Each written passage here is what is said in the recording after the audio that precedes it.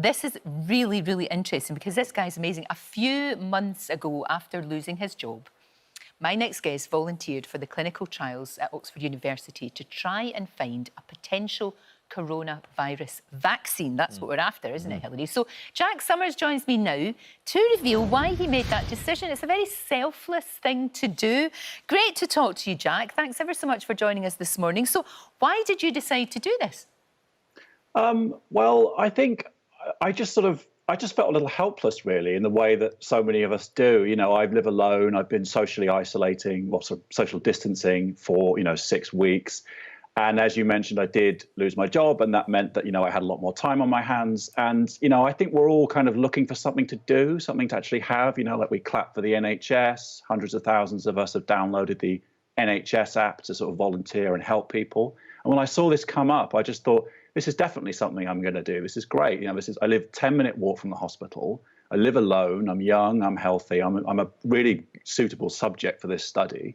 And so I thought, at first at least, I'm fine. I'll go in with all this bravado. I went in thinking, oh, fine. I'll go in. I'll get this injection, and everything will be fine. And to be honest, I was also just kind of glad to be among a lot of activity, even if the activity was just doctors and nurses in scrubs and masks asking me, how I felt. It was just, I've had all this, I think a lot of us are just kind of on our own, not doing anything, or sort of like all the days merging into one. It felt like a great break. But also, as I said, it's such a big time.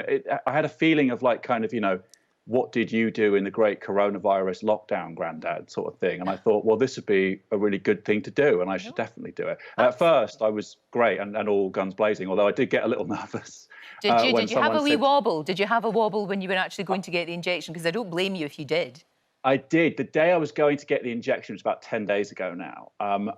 When I'd been in before, the week before, for the tests, someone said to me, oh, the monkeys have responded really well. And something about monkey was just a really kind of like unnerving visual. Like, I preferred guinea pig. It's much cuter, much nicer.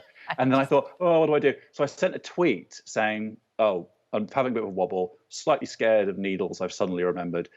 Do you want me to, can someone say something? And I think, normally when I send a tweet asking for replies, I get like 5 answers or something like that. I got 2,100 replies and 21,000 likes, which is just huge. And it was people from all over the country, across the spectrum of like loneliness and health and boredom and isolation, nearly all just saying the same thing, which is that, really great. Thank you for doing this. Stay safe and well. That new sort of sign off we've got for this age of common vulnerability.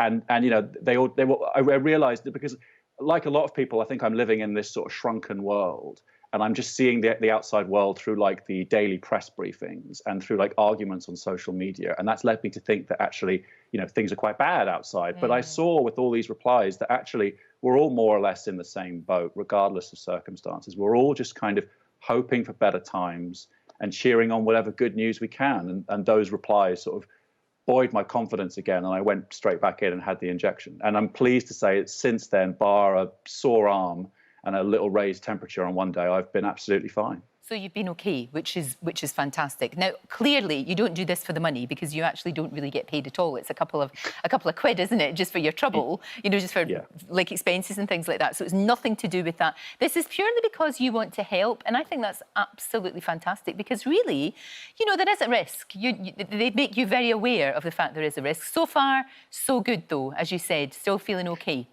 Yes, yeah, the risks were, we sat down to watch a video, and they basically had to say, we think this is going to work, but we can't say for sure, and you might suffer side effects that are severe or unforeseen. And then they even said at one point, there's a theoretical possibility that having the vaccine could prove not only ineffective, it could worsen COVID if you caught it. Right. And I watched that, and to be honest, I kind of treated it the way, when you get on a plane and you watch the pre-flight safety demonstration, you just sort of like go, oh, well, it's a possible risk.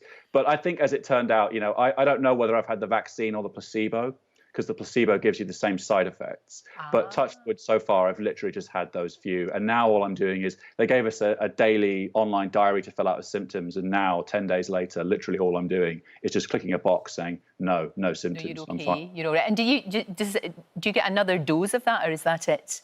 No, that's it. That's So there's it. the one injection. I'm back in June, which is roughly a month after the injection time. And I think they'll do more tests, and then that's it. And then 5 months later, I go back and there's more tests. And I assume this is to confirm or deny the presence of antibodies. And then if I want, I can go back in another year, so a year after the date, for one final test, I guess, just sort of making sure there's no unforeseen side effects that I haven't noticed. But someone asked me, oh, did you get exposed to the coronavirus afterwards? Is that part of it? And I thought, oh, I hope not. And I've established that's not the case. Right. They did do it on the mice and the monkeys. They did give them the vaccine and then expose them to the virus.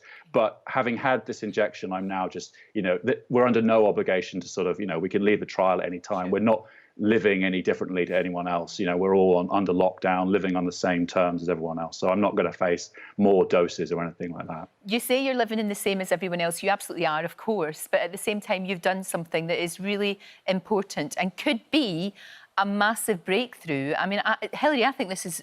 we need people like Jack. Absolutely. It's wonderful. It's such an altruistic thing to do. Of course it is. And we talk about people not trusting the science, but he's absolutely trusting the doctors and the researchers that are doing this. And it takes you back to 220 years ago when Edward Jenner noticed that milkmaids who developed cowpox didn't develop smallpox. And so he inoculated people with the cowpox and we eradicated bug, and we've eradicated smallpox. So if this vaccine works, and it's people like Jack undergoing these trials and trusting the doctors that look after him, if we can find a vaccine, it'll be partly due to him and people like him. I know, what a that fantastic make it possible. legacy. What an amazing legacy, Jack. But your family and pals, they were all OK with it when you told them? I thought so, but I've now established this was not the case. Right. My mum has since said to me, oh, I didn't say anything, but I was quite apprehensive and quite nervous. But obviously it has turned out fine. But honestly, until they said monkey, I was totally fine. I just, there's loads of vaccine trials all the time and everyone can volunteer for. There was one for Ebola, one for every strain of flu. And so it's just so routine. And actually, I just, as your doctor just said, I do have a lot of faith in the science. I am very skeptical they would get to this stage and not be about as certain as they can reasonably be that it's at least safe. It might not be effective. It might not protect you from coronavirus, but it's not gonna, I'm not gonna grow a second head or a third arm or anything like that. Glad to hear it. Yes, glad to. Jack, you're a joy. Thank you for coming on. I'm so sorry that you lost your job, and I hope that you get some more work as a journalist, because you're a very special and articulate man. Thank you so much. Thank you. Thank you. What a great guy. Fantastic. What a great guy. Really what would we do without people like that? And we do trials all the time, of course, on new medicines and old medicines and vaccines. Special. This is a bit different, Sure is.